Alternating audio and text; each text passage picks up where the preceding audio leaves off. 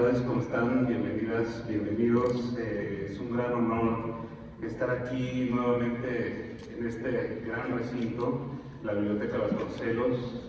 Muchísimas gracias a la biblioteca, como siempre, por su hospitalidad. Esta es la tercera ya ocasión que nos reciben de manera consecutiva para presentar una novedad de nuestra querida Anabel Hernández. Y digo que son 3 veces porque la primera fue en 2019, estábamos allá afuera con El Traidor, un poco antes de la pandemia, del encierro. En 2022 presentamos Emma y las otras señoras del narco, y hoy tenemos el honor de presentar Las señoras del narco, Amar en el infierno. Y hago énfasis en estos 3 libros porque me parece que dentro del trabajo periodístico, dentro de la trayectoria de investigación de Anabel, forman una trilogía muy terminada que retrata con un método muy específico las entrañas del crimen organizado en México. En El Traidor teníamos como personaje principal al hijo del Mayo, cuyo testimonio queda plasmado a través de su mente liberada en Estados Unidos.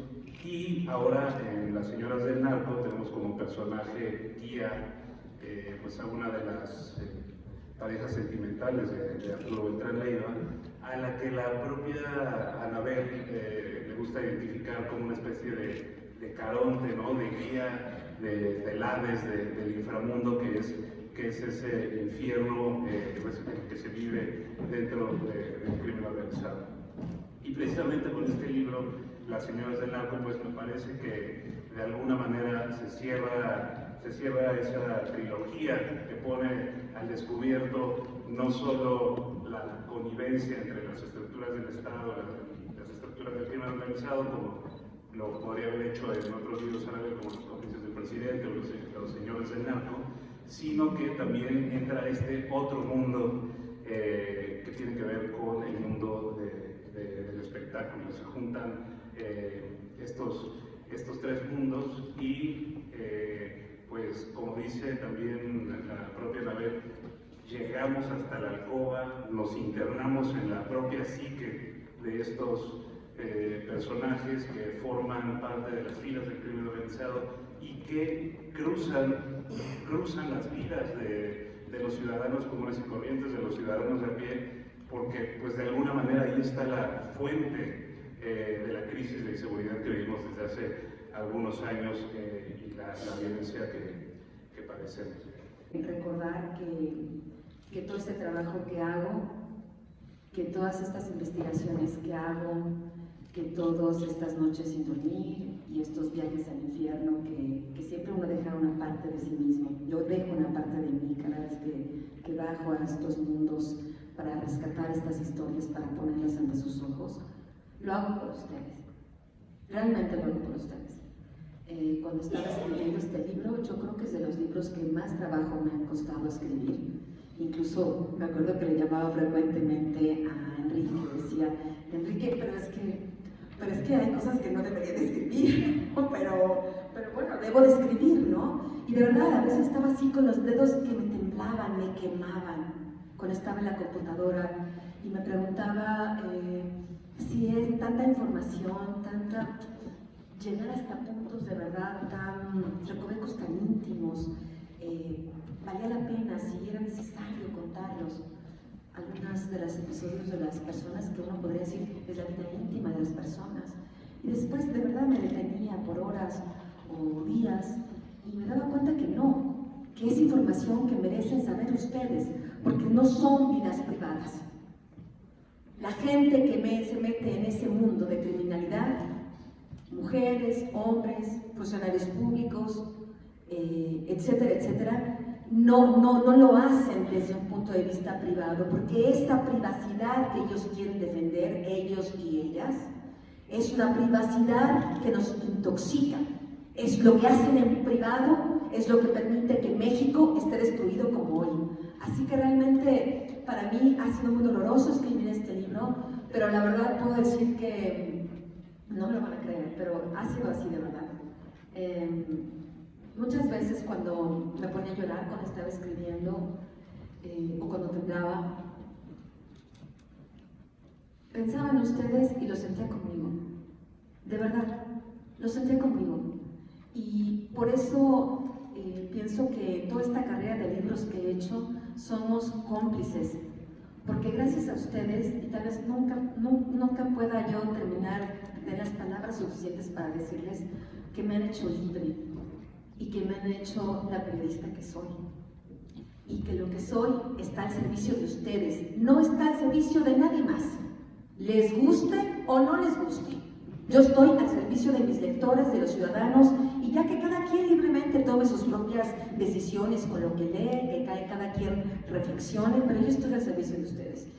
Y otro agradecimiento que quería dar, por supuesto, es a Penguin Random House, que llevamos ya varias historias, imagínense, desde 2005, que fue mi primer libro publicado con ellos, y la verdad, no está más decirles que han sido valientes y me han acompañado y han sido solidarios.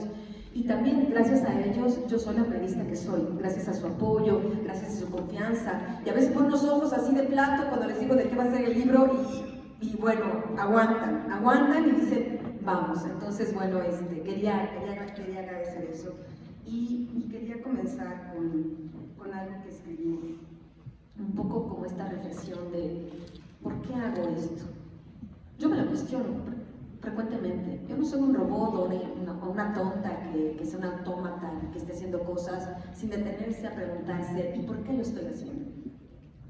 Investigo y escribo para encontrar respuestas a lo incomprensible. Investigo y escribo porque no puedo callar ni ser indiferente. Investigo y escribo para ti, porque juntos podemos construir una sociedad mejor. Investigo y escribo buscándolos. Esa es la motivación, esa es la verdadera razón de mi periodismo. Y bueno, les agradezco que estemos aquí para presentar el libro de las señoras del narco, Amar el infierno. Y por supuesto es un libro dedicado para quien tiene el valor de romper el silencio y los pactos de impunidad. Una mujer que después de que publiqué el libro de M y las otras señoras del narco, yo lancé una convocatoria. Y muchos me miraban así un poco escépticos, ¿quién va a contestar esa convocatoria? Yo convoqué a que todas aquellas personas, mujeres, hombres, jóvenes, que estuvieran dentro de las familias, de las cúpulas del crimen organizado, rompieran el silencio y el pacto de impunidad. Y muchos vinieron, muchos, hombres y mujeres, y desde aquí se los agradezco. Tengo el deber de agradecérselos, porque arriesgando sus vidas, arriesgando sus comodidades, arriesgando un montón de cosas, han hablado conmigo. Algunas de las historias que ellos aceptaron contarme, y que yo por supuesto corroboré, están en el libro.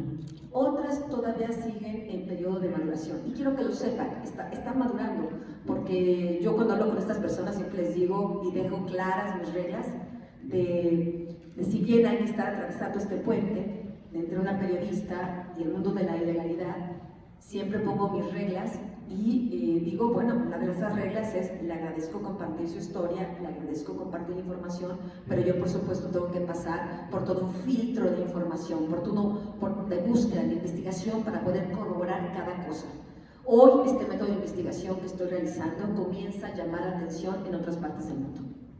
Hoy este método de investigación que estoy realizando me están comenzando a llamar de universidades de otros países, de periódicos de otros países, de congresos de periodismo de otras naciones mundiales, donde se reúnen periodistas de todo el mundo, para justamente hablar y cómo lo haces, y por qué lo haces, y cómo puedes establecer estas relaciones entre criminales y tú. O sea, no pareciera que es una cosa común, pero realmente gracias a ustedes y gracias a su apoyo, gracias a seguir excavando y excavando y excavando, hemos podido, pues yo lo comentaba desde la otra vez, ¿no? Ir pasando de estos círculos hasta llegar realmente, diría yo, al tuétano.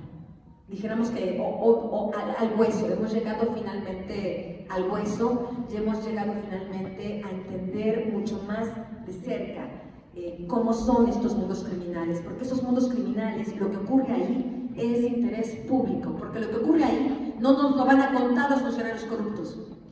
Lo que ocurre ahí, por desgracia, no nos lo van a contar las víctimas, porque muchos de ellos están muertos, o porque muchos de ellos no tienen el respaldo para poder contar las historias. Para entender lo que pasa ahí, hay que recurrir a ellos, hay que bajar al infierno y tocar la puerta. Hay una frase que me pareció muy interesante. Fui al juicio que se hizo contra Genaro García Luna, el exsecretario de Seguridad Pública Federal, en Nueva York este año, y cuando la fiscal, la jefe de la fiscalía que estaba encabezando este juicio contra García Luna, comenzó a cerrar todos los argumentos, etcétera, etcétera, dijo una cosa muy importante. Toda la evidencia que les mostré vino de testigos. No salió de un libro de texto, no viene de un profesor, no vino de un especial de Netflix, proviene de los testigos. Oyeron a la gente que lo vivió, gente que tenía conocimiento de primera mano de los hechos que vio, y dijo lo que hizo y cómo lo hizo y a quién necesitaba para hacerlo. Dijeron que necesitaban al acusado, Genaro García Luna. Les dijeron que era su socio en el crimen. Créanles, porque su testimonio tiene sentido. Porque lo que dice una persona coincide con la otra, y con otra, y con otra.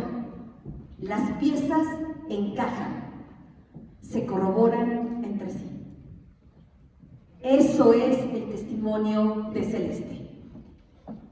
Es un testimonio que encaja perfectamente con una serie de informaciones que yo he ido recabando durante los casi 20 años que llevo investigando el crimen organizado, pero que nunca había tenido la oportunidad de poder entrevistar a alguien que hubiera estado ahí. Estamos hablando de una mujer que estuvo 10 años dentro del cártel de los Beltrán Leiva, que era parte en ese momento del cártel de Sinaloa.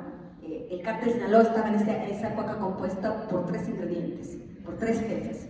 El Mayo Zambada en un nivel superior, y el Chapo Guzmán y su primo Alfredo Beltrán Leiva,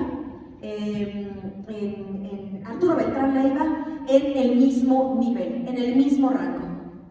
Esta mujer estuvo ahí en 10 años donde se gestó donde se perfeccionó el sistema criminal que sigue imperando hasta ahora.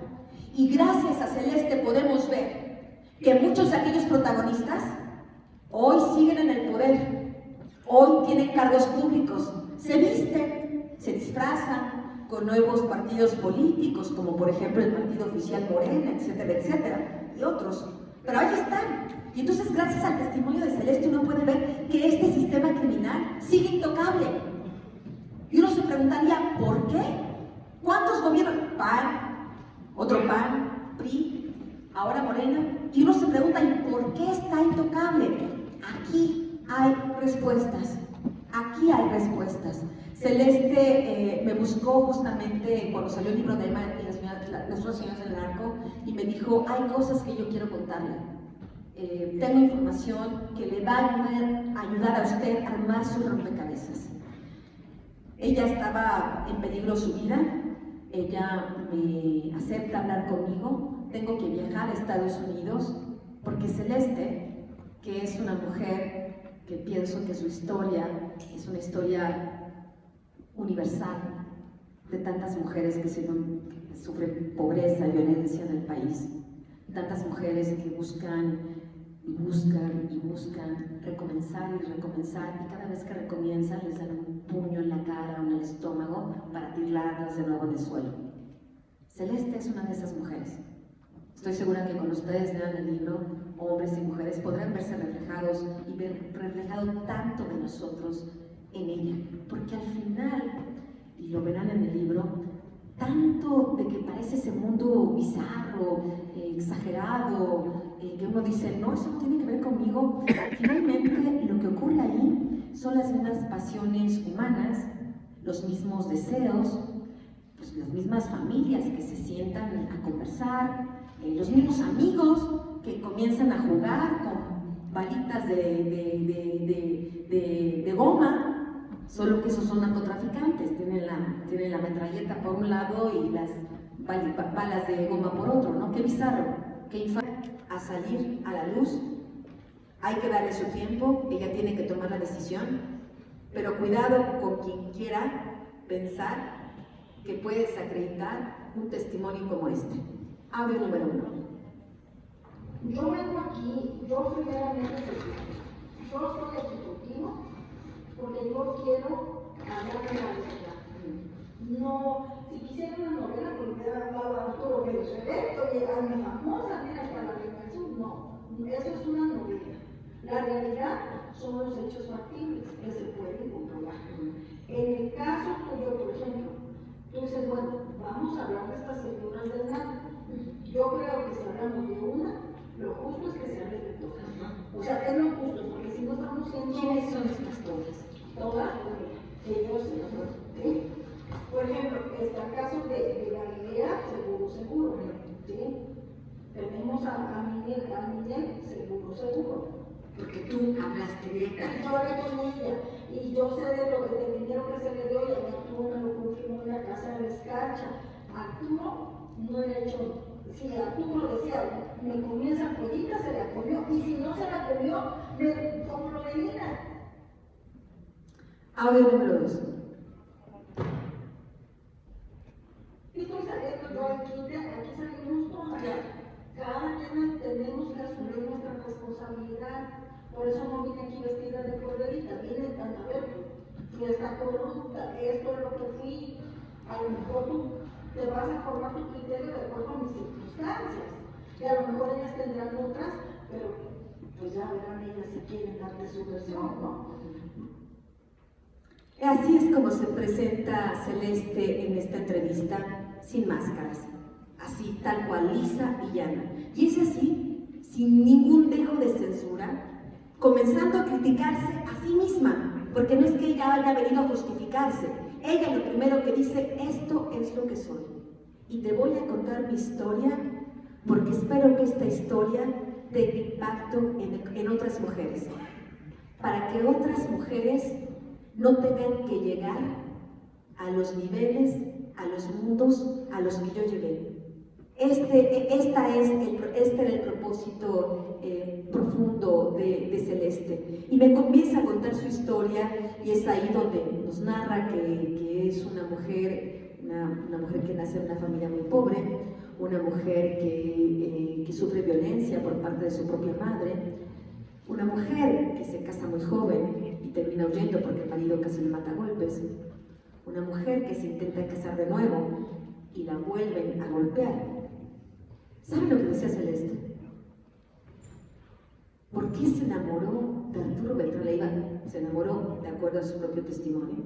Cada uno de nosotros pensará, esto es amor. Cuando lean el libro, y tienen que leerlo, ya cada uno dirá, ¿esto era amor? ¿No era amor? ¿Qué era eso? ¿Se puede amar en el infierno? Es una pregunta que espero que ustedes, cada uno, tienen que resolverla conforme vaya explorando el libro. Y entonces ella lo que decía es, Arturo Beltrán Leiva era un monstruo. Sí, era un asesino, un corruptor, era lo que era. Pero es el único hombre en mi vida que no me golpeó. Es la única pareja sentimental que yo tuve que no me traicionó, que me fue leal. Ustedes investiguen a qué se refería Celeste cuando hablaba de esto. Y después nos narra justamente cuando ella empieza a conocer a todos esos narcotraficantes. Conoce a Arturo Guzmán Loera, que era el hermano de Chapo Guzmán. Ella conoce a Arturo Beltrán Leiva y conoce a los Beltrán Leiva, estamos hablando del 97, 98. Todavía el Chapo no salía de prisión, todavía no se fugaba. Entonces ella podía ver cómo se iban tejiendo todas estas alianzas entre los diferentes narcotraficantes, entre el cártel de Juárez, cártel de Sinaloa, que del Mayo, que de Arturo Beltrán Leiva. Comienza a ver cómo todas las autoridades estaban corrompidas por los Beltrán Leiva, que estaban como sede en Acapulco Guerrero, digamos, es el reino, era parte, digamos, la sede del reino, de este reinarco, de este rey Arturo, y era ahí donde controlaba una buena parte del trasiego de drogas para el cártel de Sinaloa. Y de acuerdo al testimonio de Celeste y de acuerdo a otro de los principales lugartenientes y cómplices de Arturo Beltrán Leiva, él en realidad fue un narcotraficante mucho más grande de lo que podemos imaginar. Él era quien tenía las conexiones en Colombia en aquella época y era quien tenía el mayor trasiego de cocaína. Después, junto con él, se subían, dijéramos, al mismo, a los mismos cargamentos que traía Arturo. Después también se subía el Mayo, se subía el Chapo a través de Arturo, el Pollo, el hermano del Chapo. Celeste conoce a todos.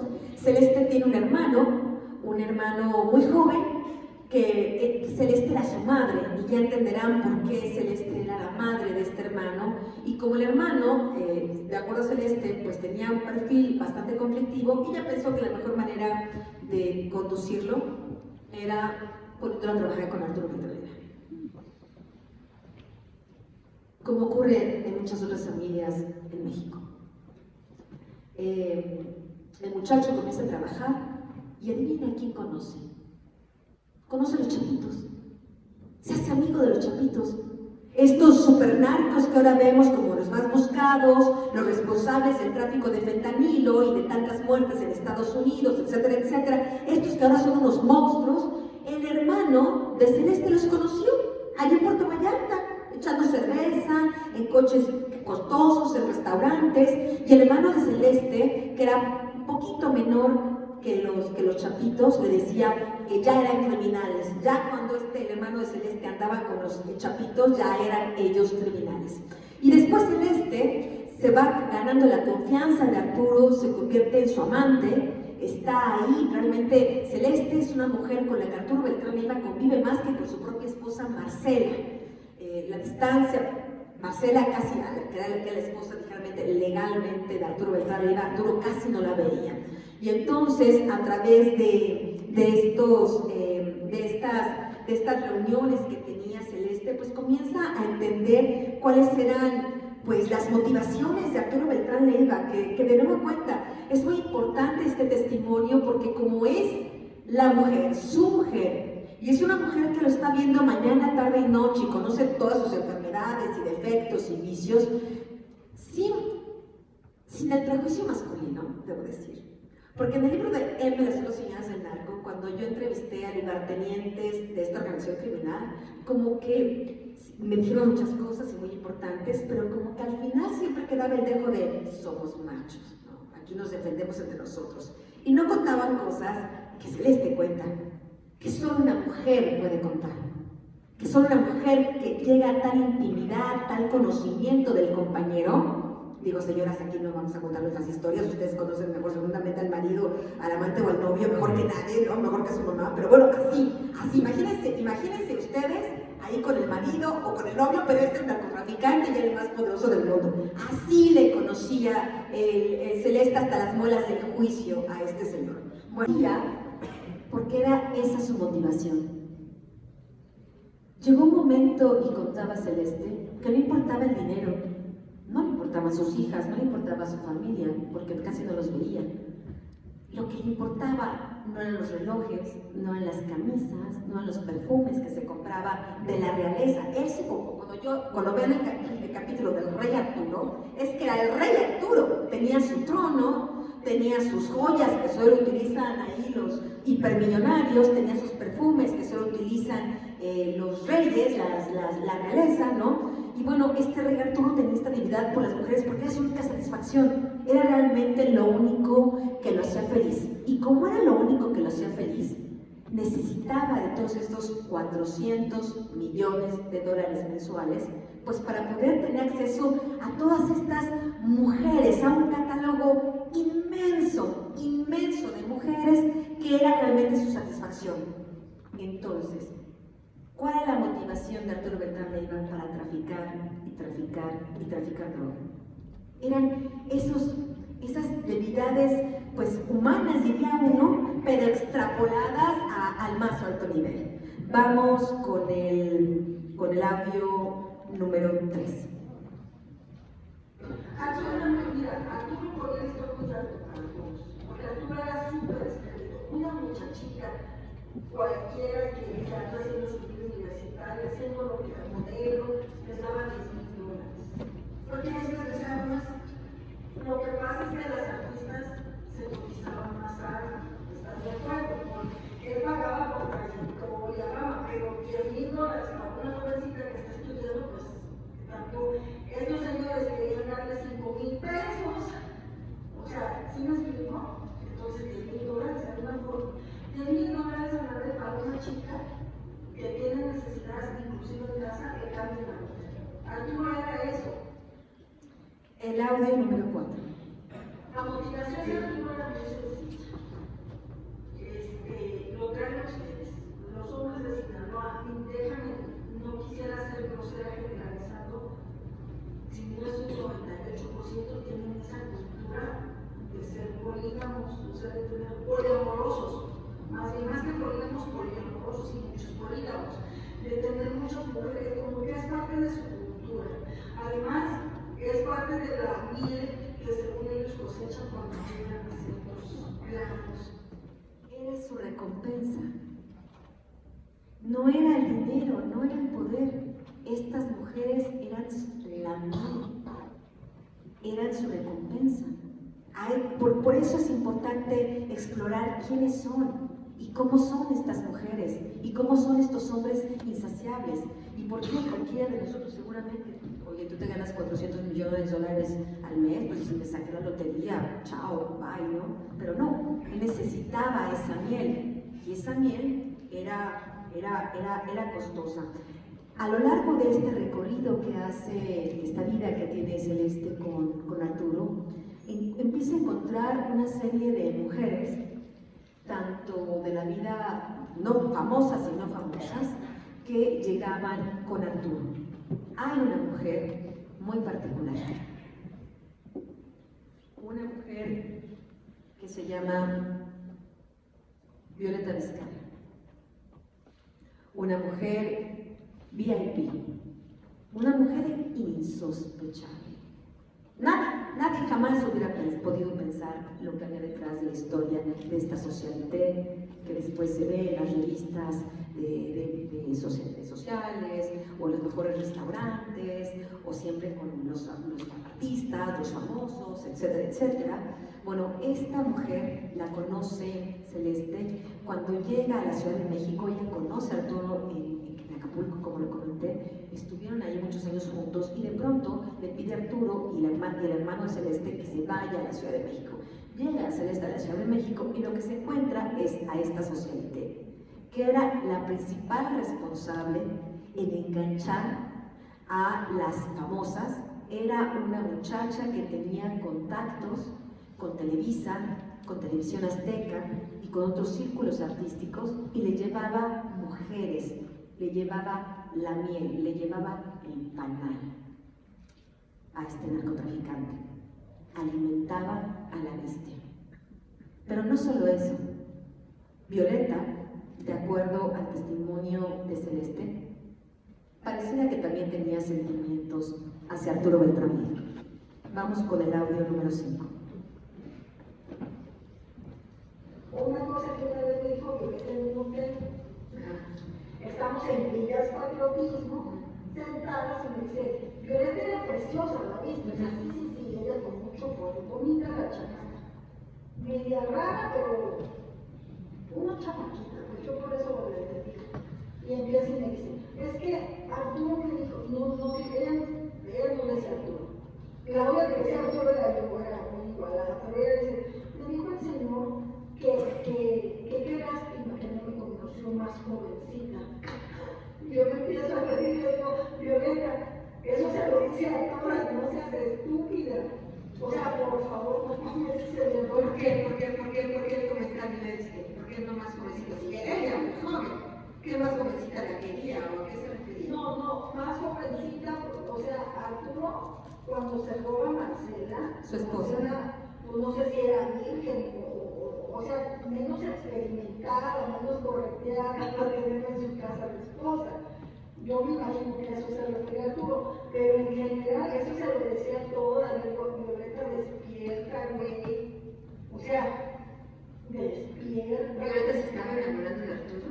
No, pero sí me gustaba. Arturo era tipo, o sea, lo que sí te digo, ella se burlaba mucho de su acento, de cómo se vestía, y ahí sí yo entré en pantera y dije, mira, Violeta, no patea que se le necesita, o sea, a mí me vas a hacer un favor y a tú no lo respetas. O sea, yo, si ando aquí y lo que tú quieras, pero yo no ando con hipocresías, o sea, yo no ando con hipocresías. Arturo Beltrán Leiva tenía dos grandes complejos, de los que según yo solo una mujer podría hablar. Ninguno de sus lugartenientes a quienes había entrevistado se iba a atrever a decir. Tenía una pequeña joroba en la espalda y tenía una voz un poco cortada, un poco como, no gangosa, un poco, decía Celeste, nasal, muy nasal, casi gangoso. Todos estos complejos de Arturo, por supuesto, le hacían tener todavía más inseguridades pues, como hombre, ¿no? Entonces, entre más mujeres coleccionaba, él se sentía todavía más importante. Y es así como Violeta y otros personajes que después hablaremos más adelante, le allegaban de mujeres. Una de las principales estrellas del firmamento que baja hasta el infierno para encontrarse con Arturo Beltrán Leiva es la señora Galilea Montijo, una de las artistas más famosas que desde hace años, en cuanto a las familias, muchas familias que ven estos tipos de programas de entretenimiento, pues hacen clic, está ahí la señora en sus casas, cuando están desayunando, cuando están comiendo, en familia. Bueno, van a ver quién es esta señora. Audio número 6. Yo ya me pongo a platicar con él y me dice, no, pues ya la tengo de planta. Y le digo, ¿a quién la dice, ya la tengo de planta. Y agarro, le digo, a ver, y me meto yo, pues yo sabía, yo me metí haciendo eso toda la vida, yo me metí a la cama. Esto me ha hecho picar fuerte. O sea, entraste para ver la escena de... No, me metí porque sospeché que se estaba quedando a dormir en la casa, lo cual nunca había hecho. ¿Sí? Con ninguna otra mujer. Con otra mujer. Entonces yo, como soy investigativa, me subí y veo sus cosas de ella. Ah, cabrón, ya teníamos matrimonio, pero yo, como a mí nunca, yo nunca hice una expresión de, no, nunca.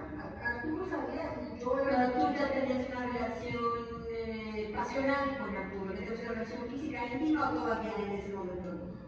Sí, yo creo que había pasado 1 o 2 meses, pero yo creo que a medida que pasaban los años se estrechó un poco porque ya había lazos emocionales.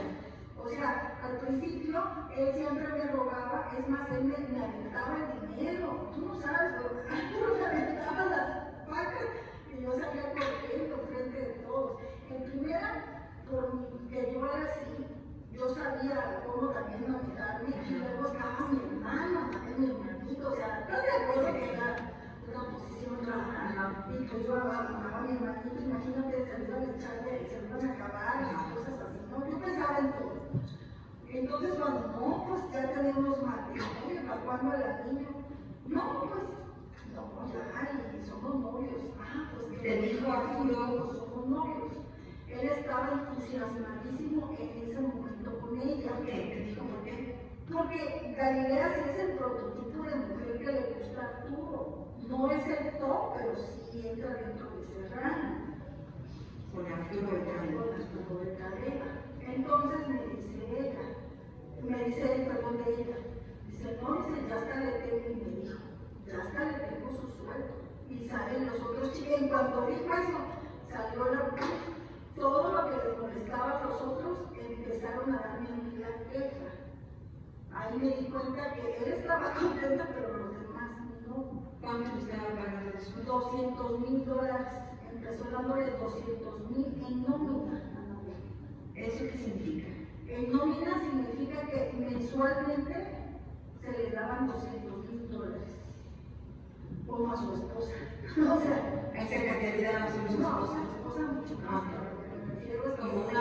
pensión ya.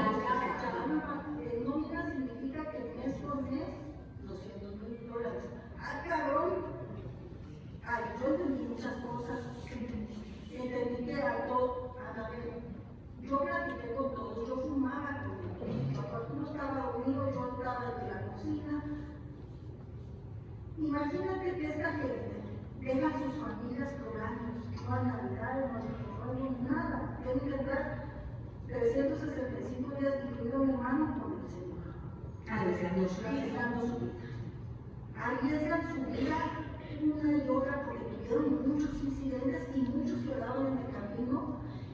Algunos pagaban, porque era un capo que pagaba a sus jardineros y era el que mejor pagaba. Yo no sé si tú lo sabes, pero él promedio les pagaba $5,000 mensuales.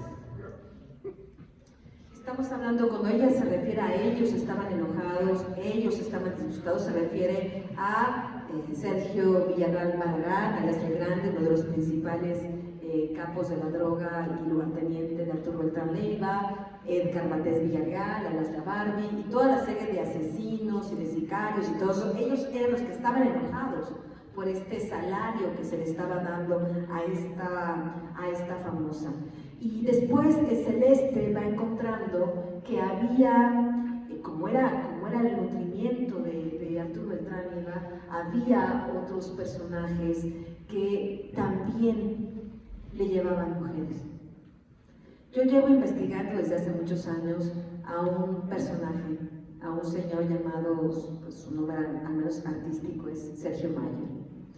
Es un sujeto que llevo investigando desde el año 2006, cuando me entero que en una fiesta que hacen los hijos de Marta Sagún, la entonces primera dama, ahí en Cancún, llega Sergio Mayer en una despedida de solteros, a aquella fiesta, y llega el señor Sergio Mayer, pues acompañado de sus amigas, todas de diferentes color de piel, de nacionalidades, muy guapas ellas, a lo mejor sus primas, sus conocidas, las encontró ahí en el avión, no sé, pero así llegó con toda esta colección de mujeres de diferentes alturas, etcétera, etcétera, ahí este lugar, y estas mujeres pues fueron el entretenimiento de la fiesta.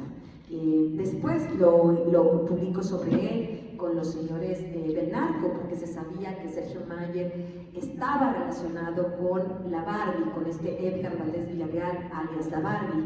Incluso había un expediente abierto en la PGR donde se le mencionaba que le habían dado pues un dinero para hacer una película, una narcopelícula financiada por la Barbie.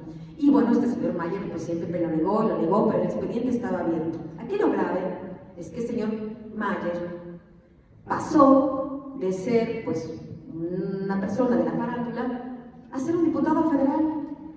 ¿Postulado por quién? Por el partido Morena. Y lo ponen todavía como presidente de la Comisión de Cultura en la Cámara de Diputados. ¿Quieren saber quién era realmente el presidente de la Comisión de Cultura de la Cámara de Diputados, que ustedes y yo le pagábamos el sueldo del partido Morena? Audio número 7. Oye, ¿tú cómo conoces tantos artistas? Antes de que yo empezara a ir a México, o sea, también es seguro, porque me dijo que Sergio Mayer era el encargado de conseguir las artistas. Eso te lo dijo directamente. Me lo dijo a ti, directamente. Y que él le pagaba $10,000 por cada artista que llevaba. O sea, era una especie de proxeneta, ¿estás de acuerdo? Porque él cobraba. Tú estás absolutamente Estoy segura. Él es su propio gozo. Él me dijo, porque yo le pregunté, él me lo dijo. Y él me dijo que la Barbie era muy amigo de Sergio Mayer. Audio número 8. Sergio Mayer era cercano a la Barbie. ¿Por qué la Barbie tenía interés en llevarle mujeres a Arturo?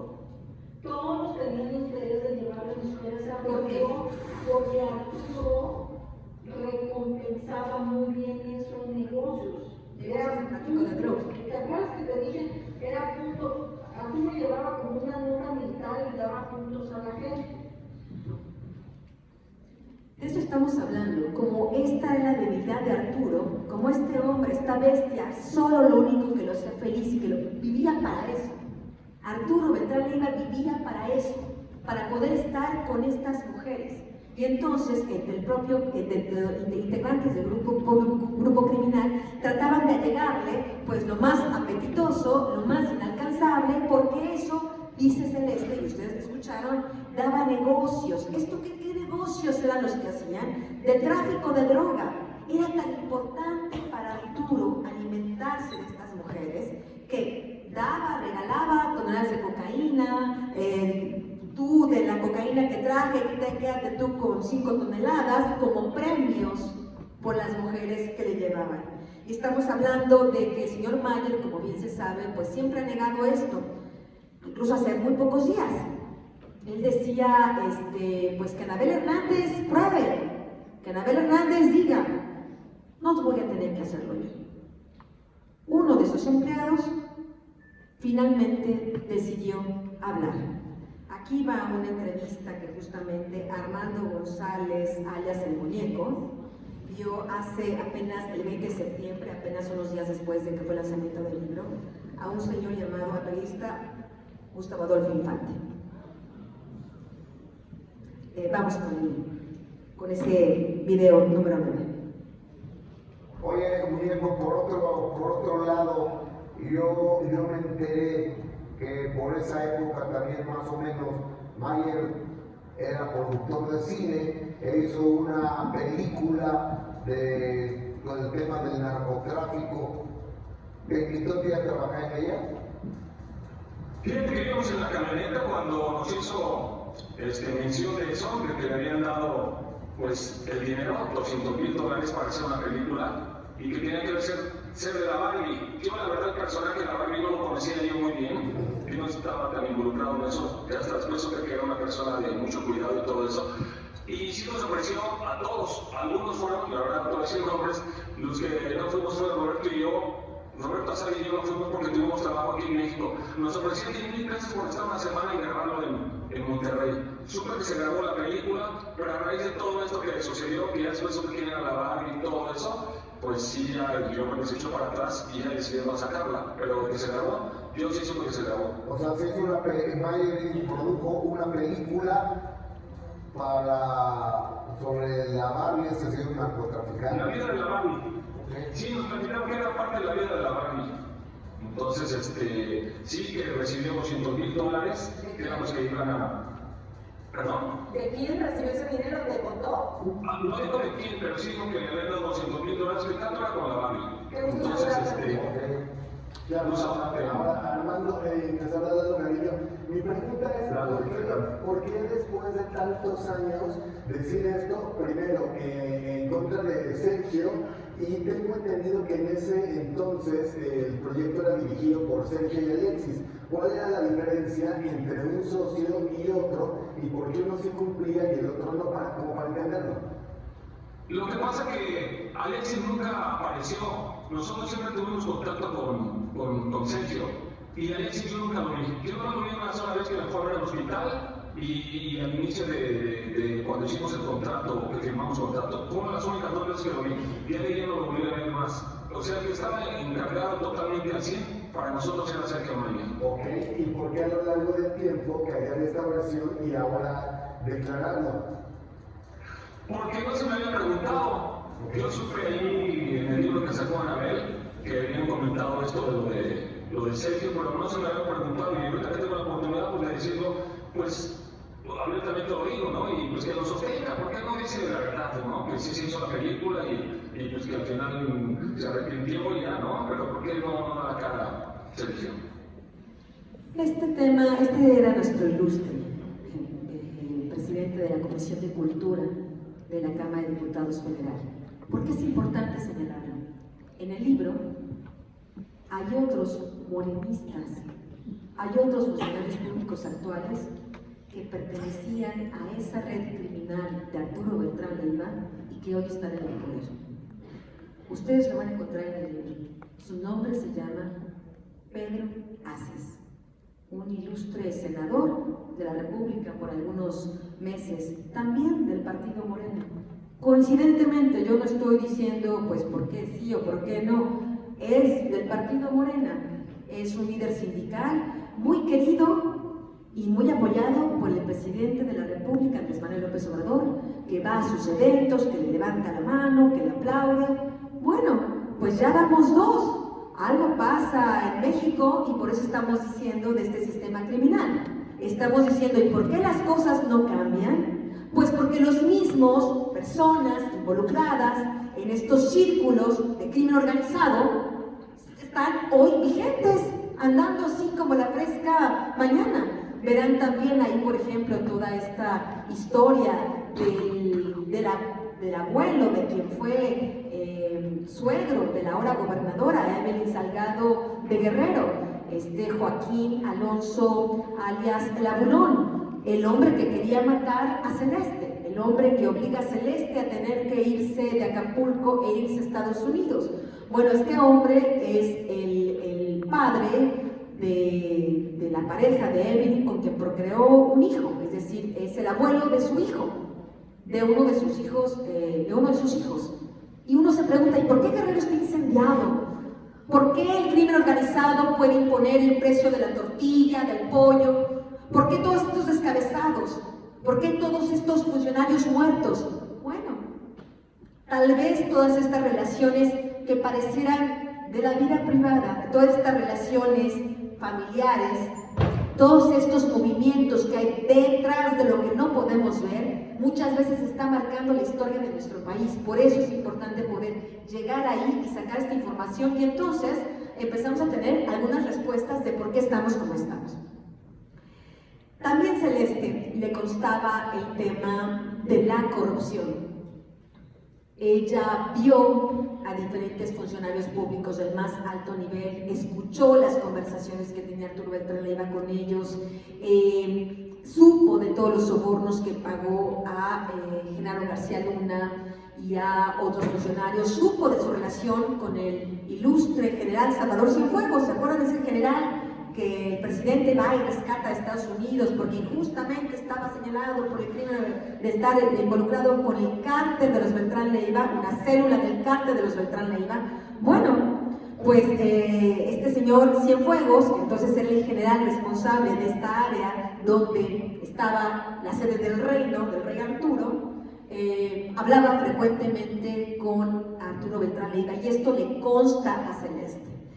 Y cuando uno se pregunta, bueno, ¿por qué a Celeste le constan todas estas cosas? ¿Cómo ella podía saber? Iba ahí, ella dice que hablaba constantemente con todos estos corruptos, con gobernadores, senadores, etcétera, etcétera. Yo le pregunto a Celeste, ¿pero usted cómo sabe? ¿Cómo podía saberlo? Está en el teléfono, ¿no? Uno no puede tener un oído tan fino como para poder escuchar lo que tú estás conversando ahorita, ¿no? Y ella dice una cosa. Ella dice, Arturo hablaba por speaker, todo hablaba por speaker, ponía el radio speaker y todos nos enteramos. Así se peleaba con la amante, así se peleaba con la esposa, así estaba hablando con el hermano, así estaba hablando con García Luna, con Cárdenas Palomino, así estaba hablando con Cienfuegos, hablaba así con todos. Yo debo decir que esto me costaba mucho trabajo creerlo. Yo dije, no suena lógico, porque pareciera que pues uno pensaría un narcotraficante de este nivel, lo que más está protegiendo pues es que nadie lo escuche, ¿no? Toda la secrecía, etcétera, etcétera. Y por eso este libro tardó en hacer. Estamos hablando de este testimonio, me lo da Celeste en enero y marzo de 2022. Pero este año, en el juicio de García Luna, cuando va al estrado a testificar Sergio Villarreal Barragán, alias El Grande, uno de los amigos, entre comillas, de acuerdo así lo señalaba Celeste, uno de sus amigos, una de las personas con las que ella desayunaba, comía y cenaba, con las que se sentaba ahí a ver las telenovelas, etcétera, etcétera. Él, cuando la fiscal le pregunta, ¿y usted cómo sabe que Arturo Beltrán Leiva hablaba, se comunicaba, hacía acuerdos con Genaro García Luna? Y él dice, bueno, en primera instancia, porque yo lo veía. ¿Saben a dónde iba Genaro García Luna a recoger los sobornos que le pagaba Arturo Beltrán Leiva? A la misma casa cerca de Perisur, donde Arturo Beltrán Leiva recibía a las mujeres que les pagaba. Arturo era un buen pagador, a unas las pagaba por sexo y a otros los pagaba por corruptos. Esto es lo que Arturo Beltrán Leiva pensaba del gobierno de Estados Unidos. Audio número 12. Arturo se refería al gobierno de Estados Unidos. ¿Sabe si él tuvo contacto con alguna persona porque el Chapo sí llegó a tener contactos con gente de la DEA, etcétera, etcétera? No, nunca mencionó eso. No, ni él ni sus hermanos, o sea, Arturo era un hombre, dentro de toda su vida desordenada y criminal, tenía un muy peculiar sentido del humor, ¿sabes?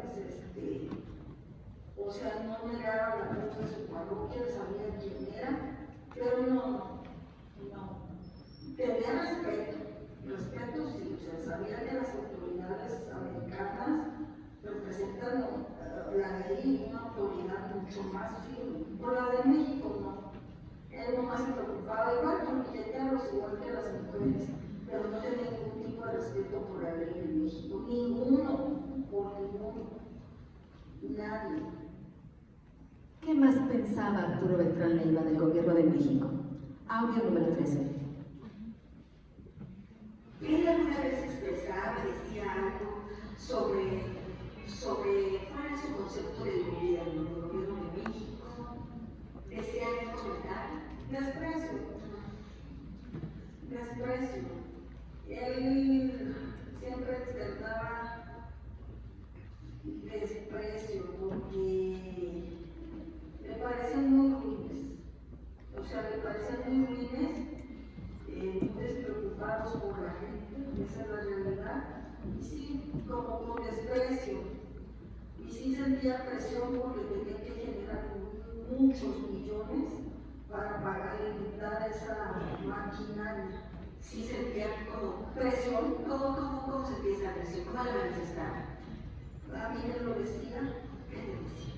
Pues tenía que me decía, mija, es que no es tan fácil, para poder yo trabajar y operar. Realmente los dueños del negocio son ellos, no yo.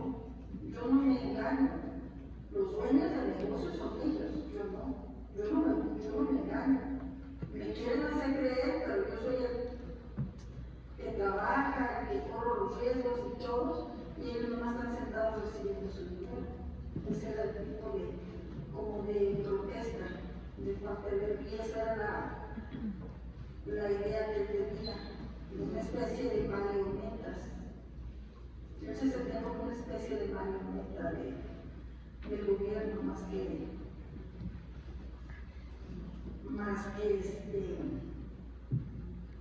o sea, se era consciente de que tenía que trabajar muy duro para poder pagar las complicidades a todos los recursos que pagaban, porque era una cantidad muy extravagante. En esta época recordemos que quien estaba en el poder era Felipe Calderón, cuyos funcionarios pagaban millones y millones y millones de dólares. Y bueno, yo justamente en ese momento, mientras el Este estaba en ese mundo, mientras el Este estaba conviviendo con esos narcotraficantes, yo justamente en esa misma época, en esos mismos meses, en esos mismos días, estaba investigando el mundo en el que ella vivía. Y es así como las historias, la vida de Celeste corre en paralelo a la mía. Y es ahí cuando gracias a su testimonio puedo entender lo grave que era para Genaro García Luna y todo ese sistema criminal de funcionarios públicos, que yo en tiempo real, porque lo estaba haciendo en tiempo real, estuviera denunciando cómo estaba recibiendo sobornos del cártel de Sinaloa y cómo era su Rottweiler, cómo la Policía Federal no servía para protegernos, servía como brazo armado de esta organización criminal. Como ustedes saben, hay una larga historia detrás de estas investigaciones que hice contra García Luna, sobre este grupo criminal, y tuve que irme de México por culpa de ellos, por culpa de ese grupo de policías corruptos. Tuve que resguardarme porque hubo una serie de atentados contra mi familia, El atentado más brutal ocurrió cuando ya García Luna se había retirado del poder, pero yo seguí investigándolo, ya lo sabía, yo había ya denunciado que se había ido a Miami y que estaba ahí dándose vida de rey. Ocurrió en diciembre de 2013. Y como parte de estas citas que uno tiene con el destino, fui a Nueva York a enfrentarme cara a cara con esa cita del destino. Aquí en el libro narro un episodio que tiene que ver justamente con esta experiencia de haber ido al juicio. Narro lo que fue ver a este verdugo sentado en el banquillo de los acusados finalmente. Narro, pues sí, la angustia, el temor, los recuerdos, y finalmente narro el orgullo que es el periodista, el orgullo que es que ustedes me lean, el orgullo que es que esta información sea útil y sirva, al menos para tener algunos de estos verdugos de nuestro país en la prisión. Y es ahí cuando bueno, estoy ahí justamente en el momento cuando se dicta la sentencia contra Genaro García Luna. Como ustedes saben, y si no lo saben se los platico aquí, el hombre me tenía miedo. Ese momento cuando lo vi ahí, con esa cara, con ese rostro, me di cuenta que yo le tenía miedo, pero él me tenía más miedo a mí. Cuando mis comunidades arrasadas, la gente muerta, vida y caída llovido, nunca voy a olvidar esos ojitos. Llegaba a las comunidades a saber que no tenían de cemento, todo era estiércol por todos lados, estiércol de animales, de vacas, de leche. Ni siquiera había un lugar donde jugar a los niños descalzos. Pero no me dolía la pobreza porque yo soy muy pobre y muy feliz. Me dolía ver sus ojitos sin esperanza. Eso me mató. ¿Cómo voy a priorizar mi vida? ¿Qué sentido tiene una vida donde tú puedes hacer una diferencia y no la haces? ¿Sabes esa frustración? Porque yo no estoy dormida en la vez. Nunca me he tomado una píldora, porque yo he vivido la vida consciente. Y antes yo no tenía Dios, ahora más, porque ahora tengo algo que yo no tenía. Aparte de mi humanidad personal, yo tengo conocimiento del bien y del mal. Ahora lo diferencio perfectamente, antes no. Ahora sé perfectamente lo que está bien y lo que está mal. Entonces, yo no soy nadie, la verdad, pero Dios me dio herramientas muy poderosas para esta guerra. Y no es una guerra contra una persona, es contra un sistema. No es una guerra contra una persona, es una guerra contra un sistema. Esa también es mi guerra. No sé cuál sea la suya de cada uno de ustedes, pero ese sistema criminal tenemos que destruirlo, tenemos que arrinconarlo, tenemos que poner a los responsables, al menos para hacer un juicio histórico sobre esto. Y la única manera de ponerlos a la luz pública, todos estos responsables, todo este sistema, es justamente haciendo este tipo de trabajos. Hay un último personaje, hay un capítulo interesante que habla de otro testimonio que tuve que involucra, ya no era de Celeste, porque como les dije, hubo otras personas que se comunicaron conmigo. Y hay una mujer, y solo voy a tratar porque esta artista, la señora Vigorra, Raquel Vigorra, que también es una de estas artistas que se metía en nuestras casas, pues hasta la cocina, como pues se puede decir vulgarmente, ¿no? La veíamos bailar y cantar desde sus shows, todavía, hasta la fecha, ¿no? Y bueno, esta señora Vigorra está involucrada con un operador, un lavador de dinero del cártel Hospital Leiva, y ella sabía muy bien quién era este personaje, que en su momento fue propietario de un bar que se llama un centro nocturno que se llamaba El Habana. Y hace muy poco, esta señora, justamente a raíz del libro de las señoras del narco, estaba diciendo pues que sí lo conocí, pero yo no tuve nada que ver con él, no, yo solo era una empleada. Veamos qué pensaba su cuñada Marby de Raquel Vigorra. Audio número 16. las personas públicas, mientras no saben la verdad, pues tienen miedo de que algo les pueda afectar, porque tú sabes que había fotos de ella en el Facebook. Audio número 17. Sí, y la cortaron y quitaron todas las fotos que había de ella y todas las fotos que había con personas, nada más quedaron algunas ahí, quizás algunas, pero te digo, entonces, simplemente le afectaba a ella, yo la entiendo, realmente no la juzgo, yo la quiso mucho y ella también me ayudó mucho cuando yo estuve muy enferma, realmente yo quiso mucho a Raquel. Siempre la admiré más que todas las buenas que Fernando tenía. Raquel fue una persona realmente maravillosa con nosotros. Ella siempre estaba pendiente de mí y todo, entonces yo no tengo nada contra ella, pero sí pienso que ella debe pensar, bueno, si yo no estoy Fernando es porque algo allí me puede afectar.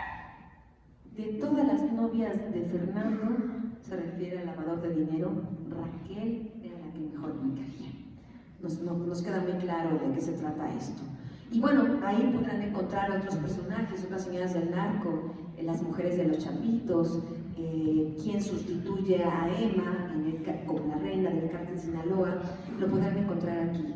Creo que lo último que tengo que decir antes de pasar a las preguntas es quedarnos reflexionando de esto que dice Celeste de una manera muy cruda, pero que creo que nos tiene que hacer reflexionar, aunque sea una voz de allá, aunque sea una voz del otro lado del puente.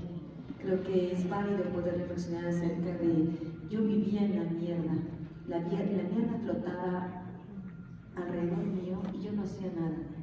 ¿Cuánta de esta sociedad, cuánta de esta podredumbre sucede alrededor de nosotros y no hacemos nada?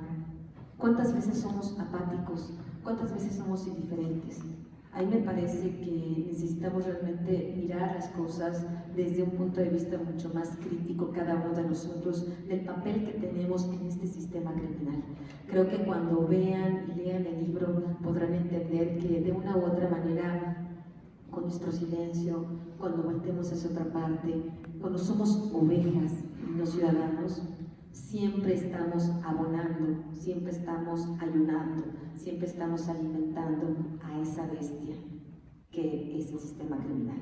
Los ciudadanos también son los que alimentan a esa bestia, ciudadanos que parecieran incluso comunes y corrientes. Gracias.